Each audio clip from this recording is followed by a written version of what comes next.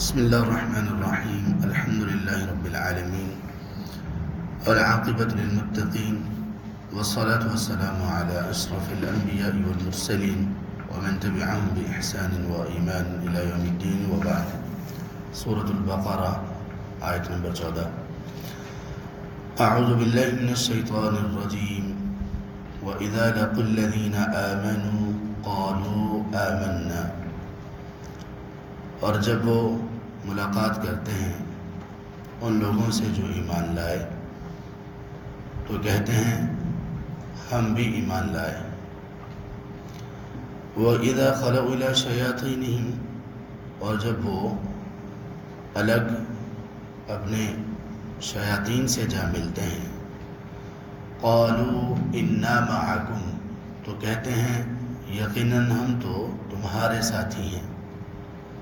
انما نحن مستہزئون بے شک ہم تو صرف مذاق اڑانے والے یا ٹھٹھا کرنے والے ہیں. اس آیت میں اللہ تبارک و تعالی نے منافقین کی ایک اور علامت اور ان کی ایک اور بدخصلت کا ذکر کیا، اور وہ یہ ہے کہ وہ ایمان والوں کے سامنے، مومنین کے سامنے کچھ اور ہوتے ہیں، اور جب اپنی طرح کے لوگوں کے ساتھ جا ملتے ہیں منافقین یا کفار کے ساتھ تو تب یکسر بدل جاتے ہیں. اصل میں ان کو منافق کہا ہی اس دو رخی کی وجہ سے گیا ہے. نافقہ ایک اس جانور کو کہا جاتا ہے جو زمین میں اپنی بل بناتا ہے، اور جو اس کی بل کا راستہ ہوتا ہے مین راستہ وہ تو معلوم اور ظاہر ہوتا ہے، لیکن وہ اپنی بل کا ایک اور راستہ بھی بناتا ہے کہ جو زمین کی طرف سے بند معلوم ہوتا ہے. بس اس راستے میں اور زمین کی باہر والی سطح کے درمیان ایک چھوٹی سی مٹی کی لیئر وہ باقی رکھتا ہے، چھوٹی سی مٹی کی ایک تہہ سی باقی رکھتا ہے کہ ضرورت پڑنے پر اس کو اپنے سر سے گرا دیتا ہے اور اس طرف سے نکل جاتا ہے. تو اس کو اس لیے نافقہ کہا جاتا ہے کیونکہ یہ ظاہری طور پر کوئی اور بل دکھاتا ہے، لیکن اصل میں جو اس کے دفاع کی بل ہوتی ہے وہ دوسری ہوتی ہے. تو منافق کو بھی اسی لفظ سے لفظ منافق آیا کہ اس کے بھی دو رخ ہوتے ہیں، دو سوراخ، دو بل اس نے رکھے ہوئے ہوتے ہیں اپنے بچاؤ کے لیے. ایک استعمال کرتا ہے دوسرے کو چھپا کر رکھتا ہے، دوسرا استعمال کرتا ہے ایک کو چھپا کر رکھتا ہے. تو ان لوگوں نے ایمان والوں کے ساتھ اور وہ لوگ جو ان کے اپنے ساتھی ہیں جن کو اللہ تبارک و تعالیٰ نے شیاطین کہا، سبحان اللہ، ان کو شیاطین کیوں کہا گیا؟ اس لیے کہ ایمان کے مقابلے میں، ایمان کی ضد پر، ایمان کے نقص یا ایمان کے نہ ہونے پر جو شخص بھی آپ کے ساتھ کھڑا ہے وہ آپ کا شیطان ہے. وہ انسانوں میں سے شیطان ہو یا وہ جنات میں سے شیطان ہو، لیکن ہے وہ شیطان. اب یہاں اللہ تعالیٰ نے کن لوگوں کو شیطان کہا ہے؟ انسانوں کو، اس لیے کہ وہ کن لوگوں کو جا کر ملتے تھے؟ اپنی ہی جیسے منافقین کو، اور اسی طرح کفار کو بھی جا کر ملتے تھے. تو منافقین، کچھ منافقین اوس اور خزرج کے ان لوگوں میں سے تھے جن کے دلوں میں ابھی تک ایمان اترا نہیں تھا، جیسے عبداللہ بن ابی منافق، رئیس المنافقین. اور یہ شخص اس لیے نفاق پر اڑا رہا اپنی موت تک، اور اسی منافقت پر ہی اس کی موت ہوئی، کیونکہ آپ صلی اللہ علیہ وسلم کے مدینہ میں آنے سے پہلے یہ شخص قریب تھا کہ اوس اور خزرج اس شخص کی بادشاہی پر جمع ہو جاتے، یعنی اس کو بادشاہی ملنے والی تھی، اس کو امارت ملنے والی تھی. لیکن نبی صلی اللہ علیہ وسلم جب آئے تو لوگوں نے اس شخص کو بالکل ہی نظر انداز کر دیا اور نبی صلی اللہ علیہ وسلم کو اپنے امام، اپنا قائد، اپنا امیر اور سب کچھ بنا لیا. تو یہ جو اس کے دل میں حسد اور بغض پیدا ہوا، اس نے اس ظالم کو اس بات پر کھڑا کر دیا کہ اس نے ظاہری طور پر تو نبی صلی اللہ علیہ وسلم پر ایمان لانے کا دعویٰ کیا، لیکن تھا اس قدر پکا منافق کہ اللہ نے اس کے متعلق کئی ایک آیات نازل کی قرآن کریم اور دیگر منافقین کے متعلق۔ تو اللہ نے یہ فرمایا کہ جب یہ لوگ ایمان والوں سے ملتے ہیں تو کہتے ہیں کہ بھئی ہم بھی ایمان والے ہی ہیں، ہم بھی ایمان لا چکے ہیں، ہم مومن ہیں، لیکن جیسے ہی دوسرے لوگوں سے جا کر ملتے ہیں تو ان کی معیت کا دم بھرتے ہیں کہ بھئی ہم تو آپ کے ساتھ ہیں۔ یہاں پر تھوڑا سا رک کر اگر ہم اپنے رویوں کو دیکھیں اور خود اپنے آپ کا جائزہ لیں تو کتنی جگہوں پر ہم کبھی ایمان کے ساتھ ہوتے ہیں، کبھی کفر کے ساتھ اور کبھی نفاق کے ساتھ۔ ہم میں یہ جو شوق ہمیں چرایا ہے کہ ہر مجلس میں ہم نے فٹ ہونا ہے، اس شوق کی بنیاد پر ہم نے ایک قاعدہ نکالا اور اس قاعدے کے نام ہے دین بھی رکھنا پڑتا ہے، دنیا بھی رکھنا پڑتی ہے۔ ہمیں یہ کئی مرتبہ کہہ چکے کہ دین اور دنیا میں کوئی فرق نہیں ہے۔ اللہ نے اس دنیا میں ہمیں بھیجا دین پر قائم رہنے کے لیے۔ اس دنیا میں اس دنیا کے ہر کام کو اللہ کی رضا کے مطابق کرنا، اسلام کی تعلیمات کے مطابق کرنا، یہ دین ہے۔ گویا ہماری تو دنیا بھی دین ہی ہے، کوئی الگ چیز نہیں ہے۔ لیکن یہ جملہ عموماً کب بولا جاتا ہے؟ جب ہم نے دین کو چھوڑنا ہوتا ہے۔ ہم لوگ مسجد میں دیندار لوگوں کی محفل میں ہوتے ہیں تو بالکل ایسے ہی لگ رہا ہوتا ہے کہ ہم بڑے دیندار ہیں، بڑے اچھے ہیں، نمازی ہیں، پرہیزگار ہیں، لیکن جیسے ہی ان لوگوں کی مجلس میں جاتے ہیں جو دینداروں کے بالکل اپوزٹ مجلس ہے، بالکل نماز کی فکر نہیں، روزے کی فکر نہیں، اللہ اور اس کے رسول کی بالکل ظاہر نافرمانیاں چل رہی ہیں، ہم ان کے ساتھ بھی فٹ ہونے کی کوشش کرتے ہیں۔ یہاں تک کہ صریح اللہ اور اس کے رسول کی نافرمانی، اسلامی تعلیمات کی صریحاً مخالفت کے باوجود ہم ان کے ساتھ ہی رکے رہتے ہیں، ان کے مجالس میں شریک رہتے ہیں۔ اور یہ کرنا، اس طرح سے کرنا، قرآن کے مطابق ان لوگوں کو ان لوگوں کے گناہ میں شریک کر دیتا ہے، اگرچہ وہ یہ گناہ نہ کرنے والے ہیں۔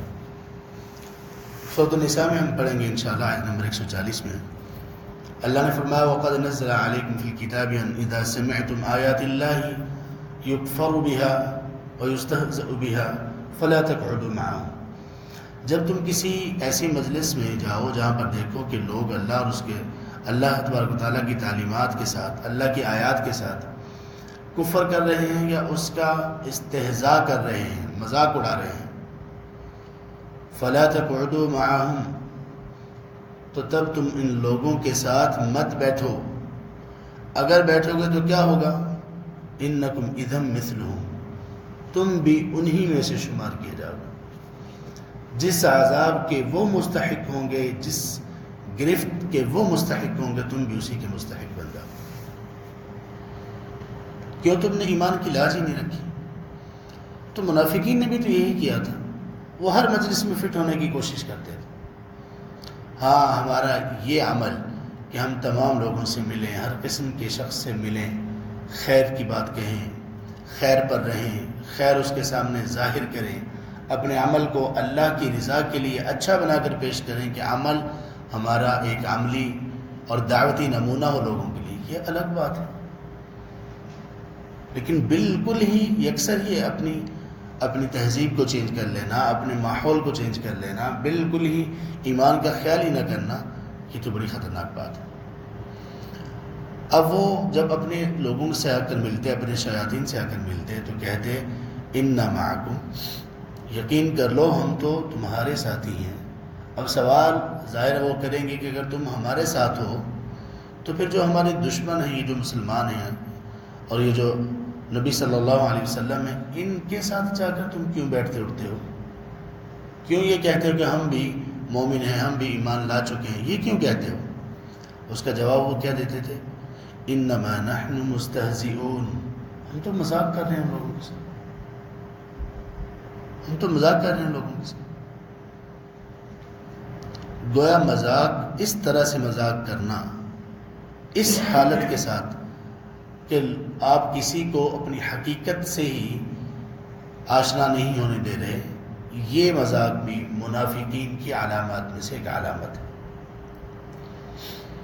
اللہ نے کیا فرمایا لوگوں کے متعلق؟ اللہ یستہزئ بہم، اللہ ان کے مذاق کا بدلہ دیں گے، یعنی ان کا مذاق اڑایا جائے گا۔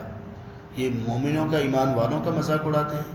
اللہ یستہزئ بہم، اللہ تبارک و تعالیٰ ان کا مذاق اڑائیں گے، یعنی ان کا مذاق اڑائے جانے کے اسباب اللہ تبارک و تعالیٰ پیدا کرتے ہیں۔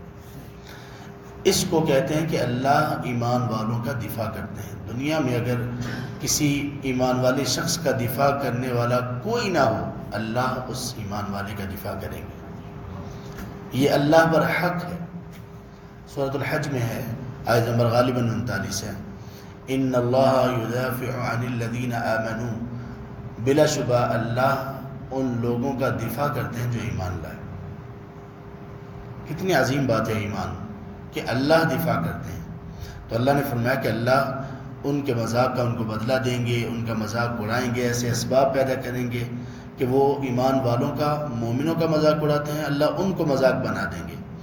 وَيَمُدُّهُمْ، اب بات یہ ہے کہ ابھی تک وہ یہ کیوں کر رہے ہیں؟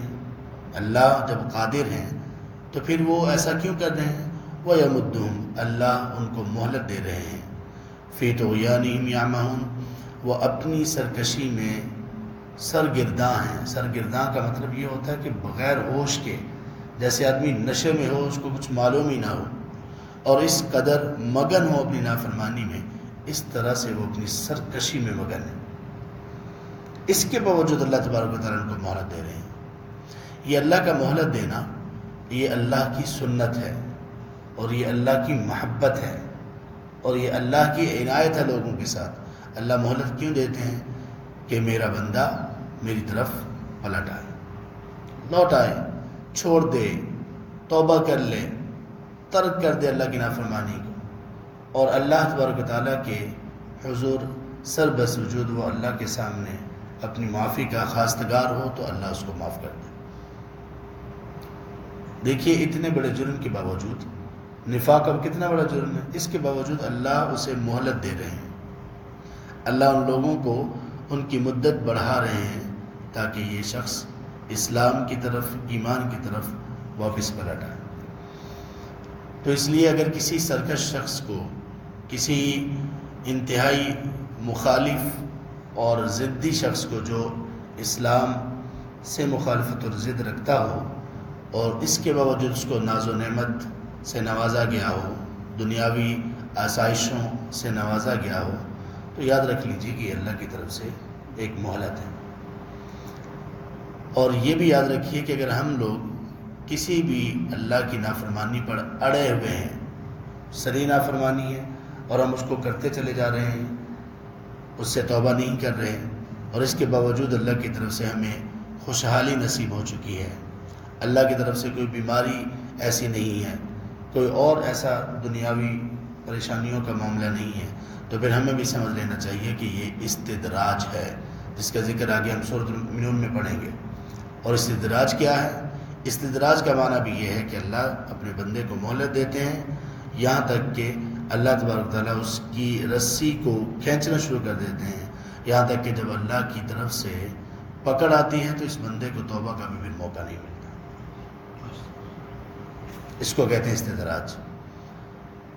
کسی گناہ یا نافرمانیوں کے باوجود، چھوٹی موٹی نہیں، وہ تو سب سے ہو جاتی ہیں، اللہ اور اس کے رسول کی کسی ظاہری مخالفت کے باوجود انسان کو خوشحالی کا نصیب ہونا، یہ ایک مومن کے لیے بڑی الارمنگ چیز ہے، بہت خطرناک چیز ہے۔ گویا کہ کلام بج رہا ہو کہ خبردار، کسی وقت بھی مواخذہ ہو سکتا ہے۔ اللہ تبارک و تعالیٰ ہم سب پر اپنا رحم فرمائے، اللہ ہم سب کو معاف فرمائے، اللہ ہم سب کی غلطیوں اور لغزشوں سے درگزر فرمائے، اللہ ہمارا خاتمہ ایمان کی بہترین حالت میں کرے، جبکہ ہم اللہ سے اور اللہ ہم سے راضی ہوں۔ اللہ ہمیں قرآن سیکھنے، سکھانے اور قرآن پر عمل کرنے والا بنا دے۔ اللہ تعالیٰ قرآن کو دنیا اور ہماری قبر اور ہماری آخرت کا ساتھی بنا دے، اور اللہ اس قرآن کو ہمارے حق میں قیامت کے دن سفارش کرنے والا بنا دے. سبحانک اللہم و بحمدک اشہد ان لا الہ الا انت استغفرک و اتوب الیک.